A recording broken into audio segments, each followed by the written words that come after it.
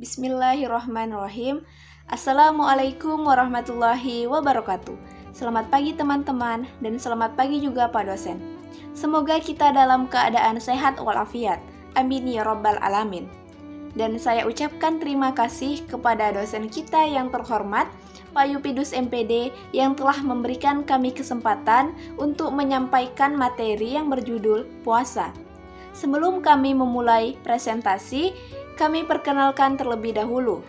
Kami dari kelompok 5 yang terdiri dari saya sendiri, Emma Mayasari Tambunan dengan NIM 12060123981.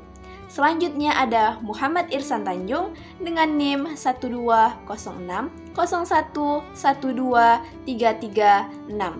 Selanjutnya ada Rahma Wildani dengan NIM 1206001200557. Dan materi pertama akan disampaikan oleh Muhammad Irsan Tanjung. Kepada Irsan, saya persilahkan.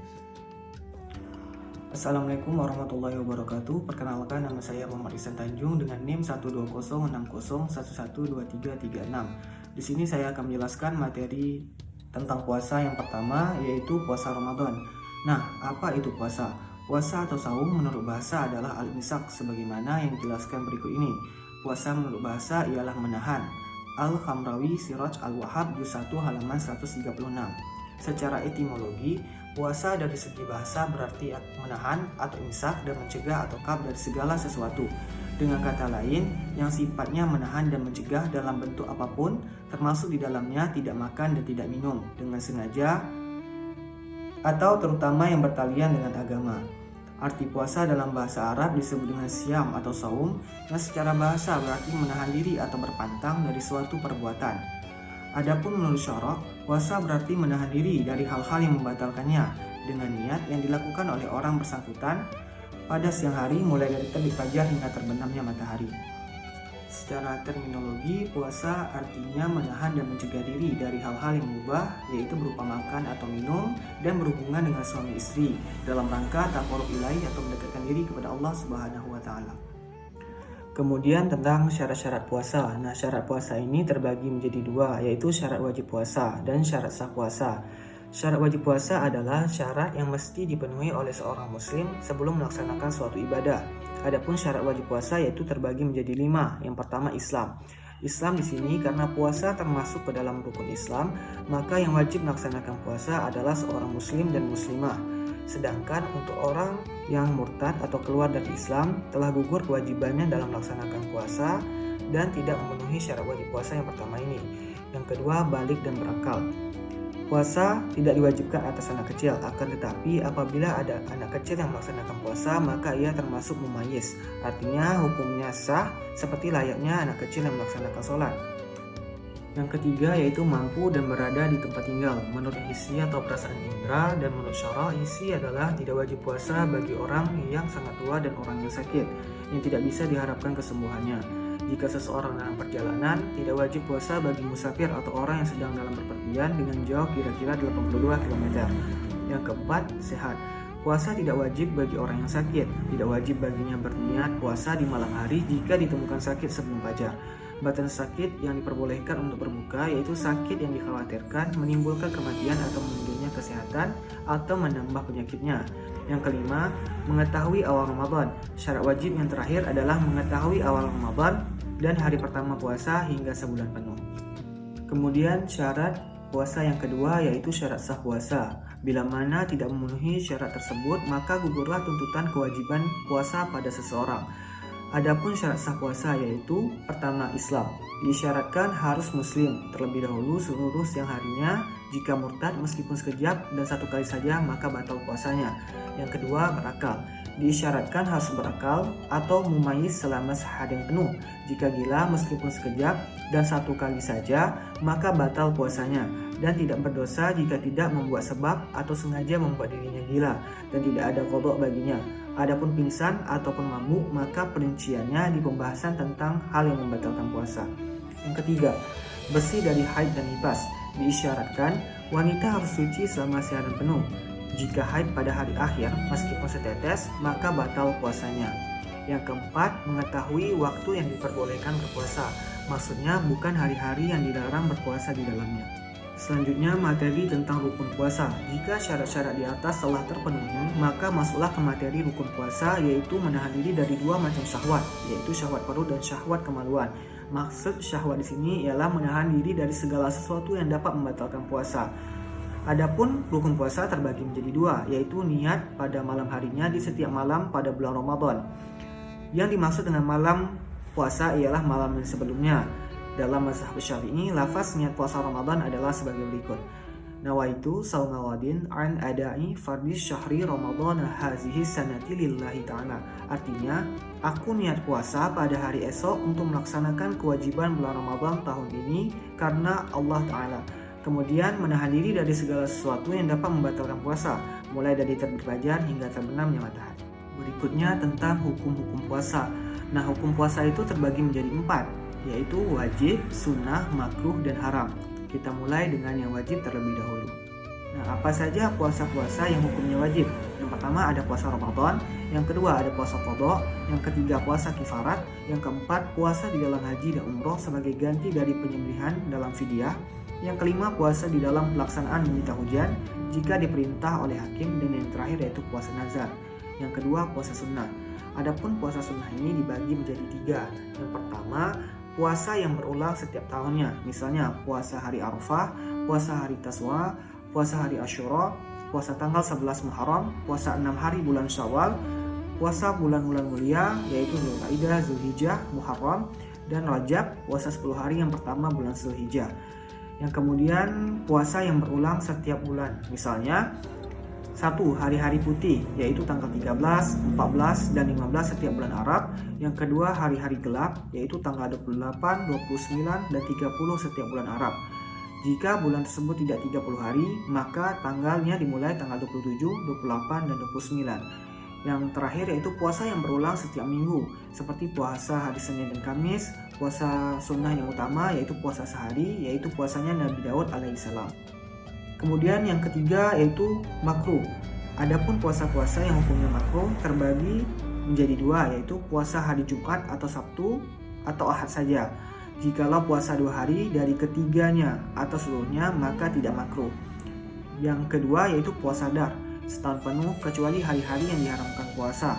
Bagi orang-orang yang khawatir bahaya atau hilangnya hak yang wajib atau hak yang mandub sunnah baginya atau bagi orang lain. Jika tidak khawatir akan hal tersebut maka puasa dar hukumnya sunnah.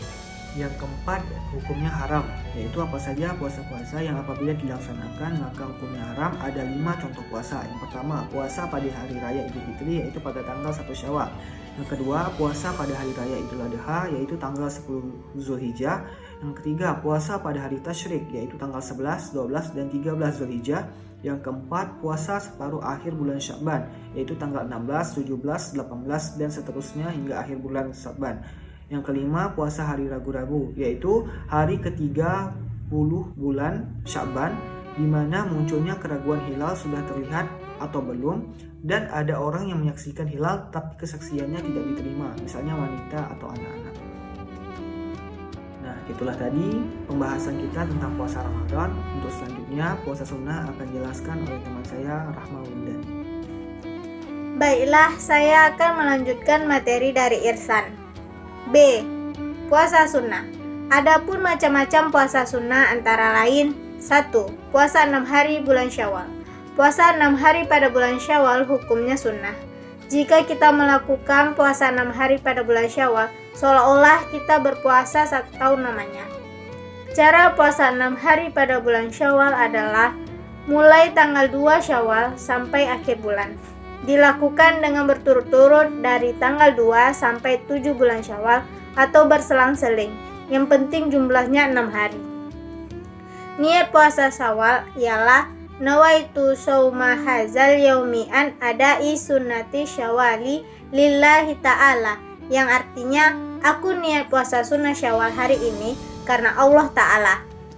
Selanjutnya 2. Puasa 9 hari pada awal bulan Zulhijjah. Disunnahkan melakukan puasa 9 hari pada awal bulan Zulhijjah. Diriwayatkan dari Hafsah, ia berkata, Nabi Muhammad SAW berpuasa pada hari Asyura, 9 hari pertama bulan Zulhijjah, dan 3 hari pada setiap bulan.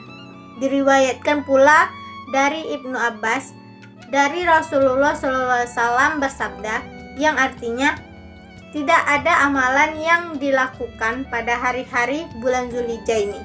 Para sahabat bertanya, tidak pula jihad? Beliau menjawab, tidak pula jihad, kecuali seseorang laki-laki yang keluar dengan jiwa dan hartanya, lalu ia tidak kembali dengan membawa apapun. Yang ketiga, puasa hari Arafah.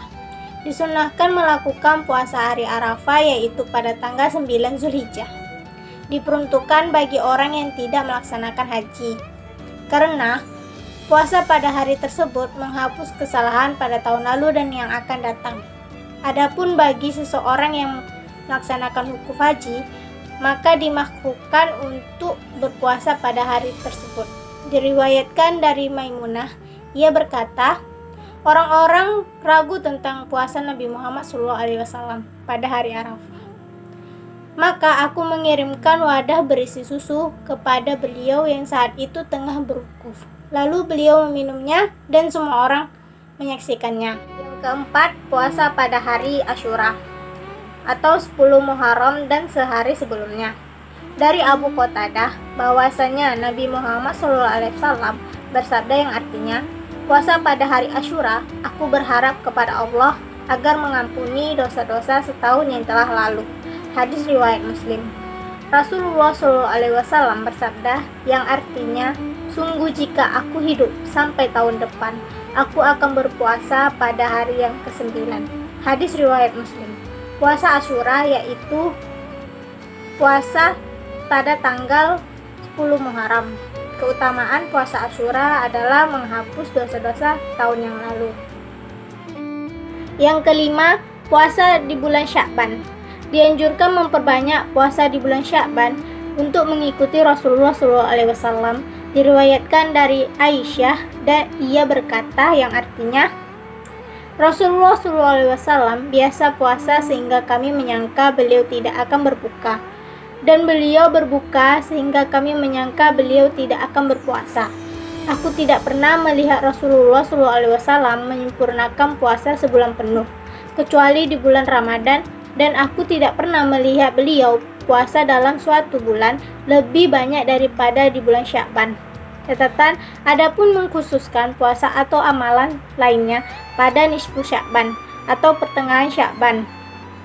Yang kedua, hendaknya tidak berpuasa pada hari Syak atau hari yang meragukan apakah sudah masuk Ramadan atau belum.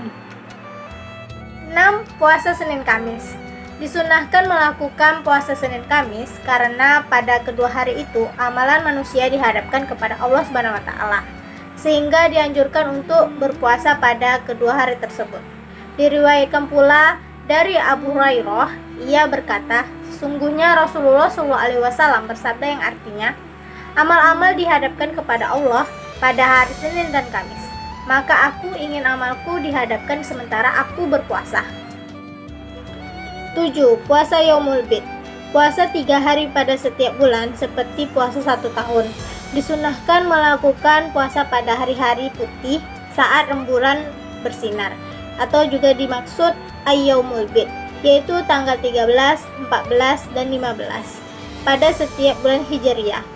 Dan diriwayatkan pula dari Abu Dzar, ia berkata, Rasulullah SAW bersabda yang artinya, wahai Abu Dzar, jika engkau berpuasa 3 hari dalam sebulan, maka berpuasalah pada tanggal 13, 14, dan 15. 8. Puasa Daud. Puasa sunnah yang paling dicintai oleh Allah adalah puasa Daud, yaitu dengan berpuasa sehari dan berbuka sehari. Diriwayatkan dari Abdullah bin Amr bin Ash, ia berkata bahwa Rasulullah SAW bersabda yang artinya, sesungguhnya puasa yang paling dicintai oleh Allah adalah puasa Daud alaihissalam, dan sholat yang paling dicintai oleh Allah adalah sholatnya Daud alaihissalam. Ia tidur setengah malam, sholat sepertiganya, dan tidur kembali seperenamnya. Ia berpuasa 1 hari, dan berbuka 1 hari. Materi berikutnya tentang hal-hal yang membatalkan puasa. Hal-hal yang membatalkan puasa ini ada 9, yaitu 1. Memasukkan sesuatu ke dalam salah satu dari 5 lubang, yaitu mulut, hidung, telinga, melalui jalan depan atau tempat buang air kecil, dan jalan belakang tempat buang air besar. Yang kedua yaitu muntah dengan sengaja. Yang ketiga bersenggama. Yang keempat keluar mani dengan sengaja. Yang kelima hilang akal, gila, mabuk atau pingsan dengan sengaja. Yang keenam haid. Yang ketujuh melahirkan. Yang kedelapan nifas. Dan yang kesembilan muntah. Nah, catatan untuk yang hidung tadi, adapun batasan dalam hidung adalah bagian yang jika kita memasukkan air akan terasa panas, maka disitulah batas dalamnya, yang jika kita memasukkan sesuatu ke tempat tersebut akan membatalkan puasa, yaitu hidung bagian atas yang mendekati mata. Adapun hidung bagian bawah, yang lubangnya bisa dijangkau jemari saat membuang kotoran hidung, jika kita memasukkan sesuatu ke bagian tersebut, hal itu tidak membatalkan puasa. Yang selanjutnya yaitu telinga. Untuk telinga tadi menjadi batal jika kita memasukkan sesuatu ke dalam telinga. Yang dimasukkan dalam telinga adalah bagian dalam telinga yang tidak bisa dijangkau oleh jari kelingking kita saat kita membersihkan telinga.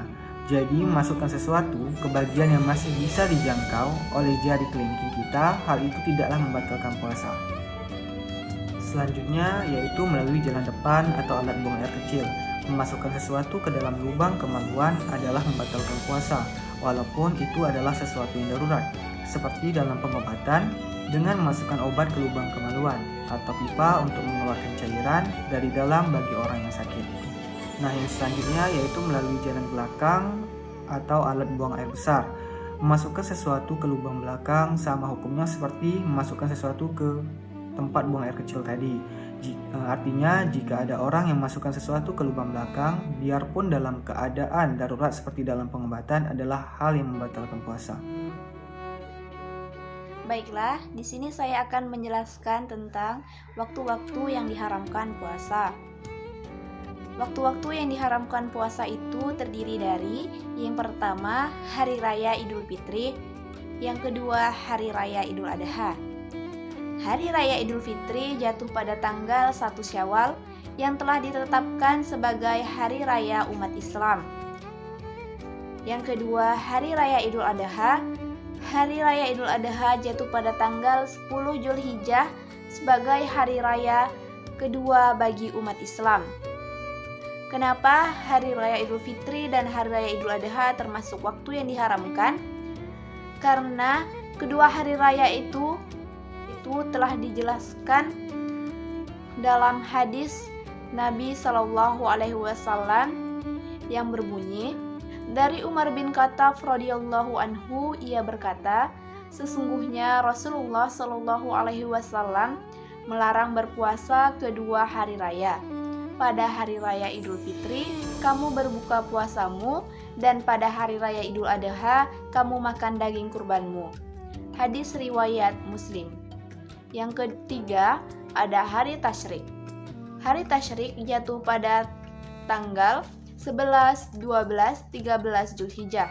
Diharamkan berpuasa pada hari tersebut sesuai dengan hadis Rasulullah Shallallahu Alaihi Wasallam yang berbunyi, dari Nubaisyah Al-Huzali radhiyallahu anhu, Rasulullah Shallallahu Alaihi Wasallam bersabda, hari-hari tasyrik adalah hari-hari makan, minum, dan berzikir kepada Allah. Muttafaqun alaih. Yang keempat, puasa sehari saja pada hari Jumat. Puasa ini diharamkan hukumnya bila tanpa didahului dengan hari sebelum atau sesudahnya, kecuali ada kaitannya dengan puasa sunnah lainnya, seperti puasa sunnah Nabi Daud, yaitu sehari puasa dan sehari tidak. Maka bila jatuh hari Jumat giliran untuk berpuasa, boleh berpuasa. Sebagai ulama tidak menyampaikan mengharamkan secara mutlak, namun hanya sampai memakruhkannya saja. Yang kelima, puasa pada hari Syak atau meragukan, yaitu hari terakhir bulan Sya'ban yang diragukan datangnya awal puasa dan orang melihat ruqyah.